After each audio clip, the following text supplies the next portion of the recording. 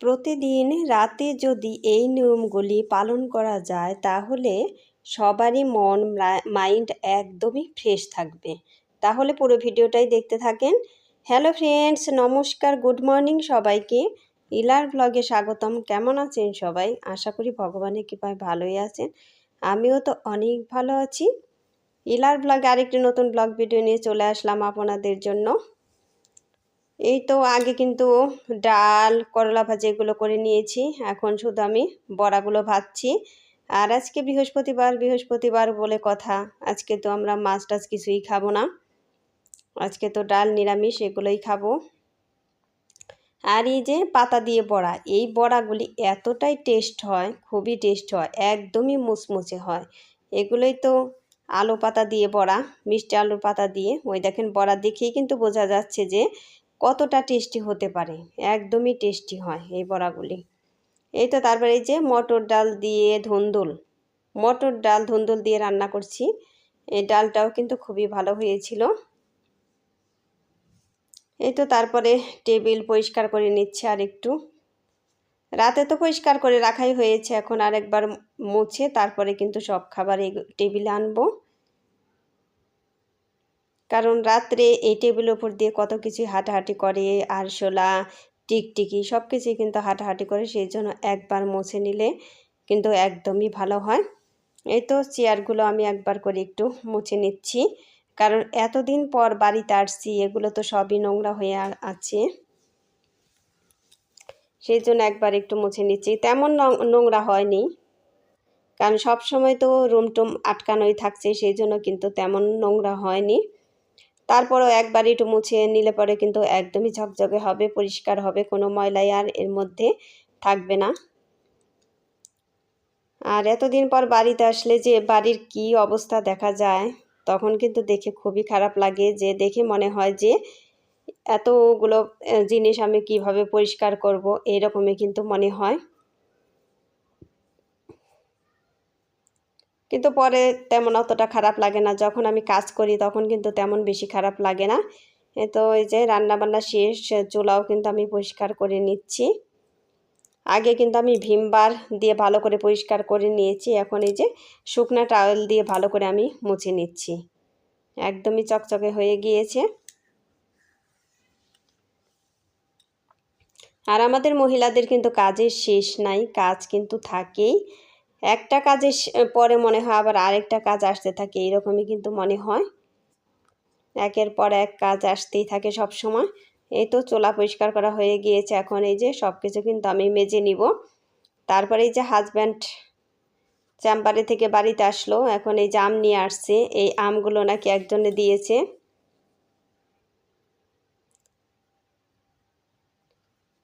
আমগুলো খুবই টেস্টি, একদমই মিষ্টি, আমের মধ্যে কিন্তু কোনো পোকা নেই, খুবই ভালো আম।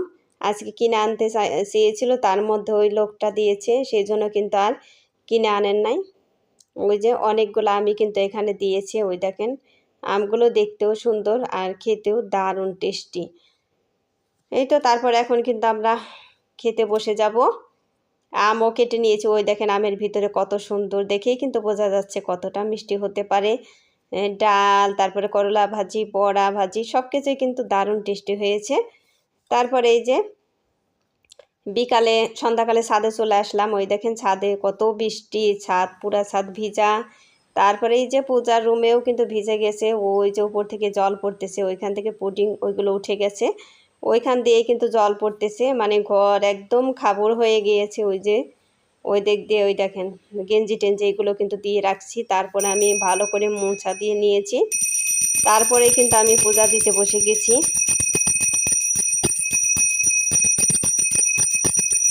মানে রুমের সামনে দিয়েও জল গেছে, দরজার ফাঁকা দিয়ে, আর ওখান দিয়েও কত জল যে গেছে। আর এসে দেখি কি অবস্থা রুমের ভিতরে। এই তো এখন আমি পাঁচালি করে নিচ্ছি।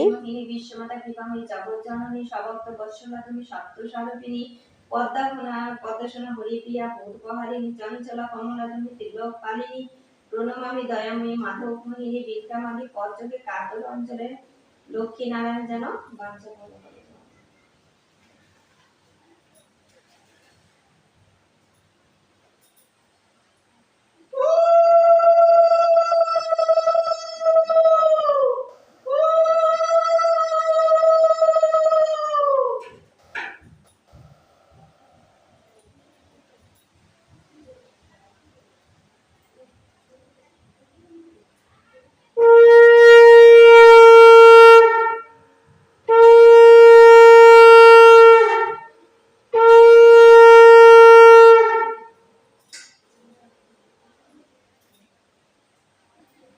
এই তো আমার মা লক্ষ্মীর পূজাটাও দেওয়া হয়ে গেছে। আমি কিন্তু 1 মাস পরে এসে মা লক্ষ্মীর পূজাটা দিলাম। অনেক দিন পর দিলাম, আমার কিন্তু আজকে ভালোই লাগলো। পাঁচালি পরে টরে সব কিছু করে পূজাটা দিলাম। এই যে 5 পদের ফল দিয়ে পূজা দিলাম। এই তো তারপরে এই যে আবার হাজব্যান্ড কিন্তু সন্ধ্যাকালে আরও 2টা আম নিয়ে আসছে। এই যে কত বড় বড় আম দেখেন, এই 2টা। এক বয়স্ক লোক নাকি এই বড় বড় আম নিয়ে বসে আছে, তাই 2টা নিয়ে আসছে। বলতেছে যে মনে হয় খুবই মিষ্টি হবে আম। এই আম 2টা এতটাই টক ছিল, কেটে দেখি একদমই টক, খাওয়া যায় না। তারপরে কিন্তু চাটনি বানিয়ে খেয়েছি, তা না হলে আর এই আম খাওয়া যায় না। এই তো তারপরে আমরা প্রতিদিন রাতে যদি এই নিয়মগুলি পালন করা যায় তাহলে সবারই কিন্তু মন মাইন্ড একদমই ফ্রেশ থাকবে। এই তো আমি কয়েক পদের তেল মিশিয়ে তারপরে কিন্তু একটা ভিটামিন দিয়ে দিলাম। এভাবে যদি প্রতিদিন রাতে একটু একটু তেল নিয়ে হালকা হাতে মাথায় ম্যাসাজ করা যায় মাথার স্কাল্পে, তাহলে কিন্তু আমাদের চুলও ভালো থাকবে।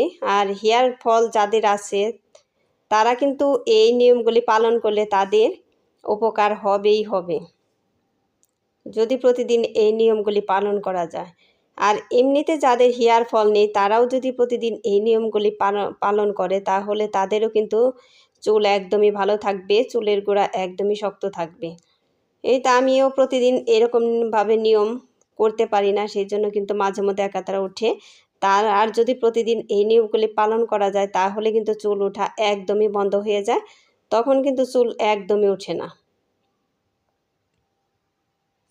এর মধ্যে আমি তেল দিয়েছি হলো নারিকেল তেল, তারপরে বাজাজ অয়েল, সরিষার তেল, তারপরে আছে অলিভ অয়েল, আর হলো ক্যাস্টর অয়েল, আর একটা ভিটামিন দেখলেনই তো।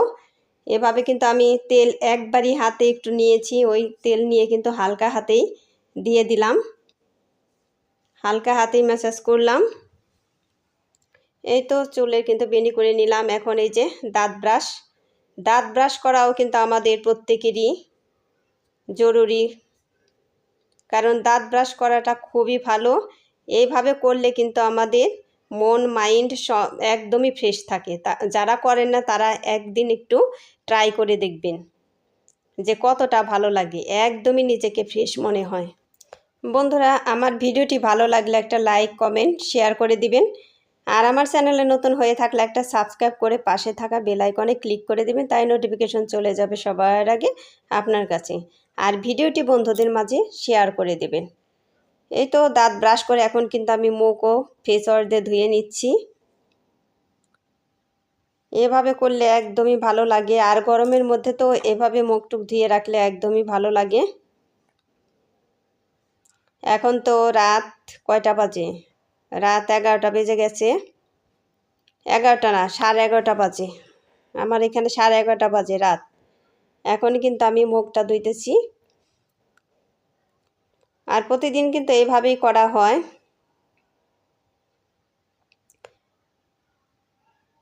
যাই হোক বন্ধুরা, আমার ভিডিওটি আপনাদের কেমন লাগলো আপনারা একটু কমেন্ট করে জানাবেন কমেন্টের মাধ্যমে। কেউ কোনো খারাপ কমেন্ট করবেন না, সুন্দর একটা কমেন্ট করে জানাবেন। এই তো মুখ টুক ধুইতে ধুইতে কিন্তু আমার মেয়ে আবার ফোন করছে, ওর ফোনটা আবার এই যে ধরে নিচ্ছি। ও এখন শুয়ে পড়ছে, শুয়ে কিন্তু কথা বলতেছে যে মা এখন আমি কিন্তু শুয়ে পড়ছি। এই তো মুখ টুক ধুয়ে কিন্তু রাতে যেই ক্রিম মাখান সবাই ওই ক্রিমটা মাখিয়ে রাখলেই কিন্তু ভালো হবে। আর এত বেশি দরকার নাই, গরমের মধ্যে তো একটু হালকা ক্রিম দিলে হয়ে যাবে। যাই হোক, সবাই ভালো থাকবেন, সুস্থ থাকবেন এই কামনা করে ভিডিওটি শেষ করছি। টাটা।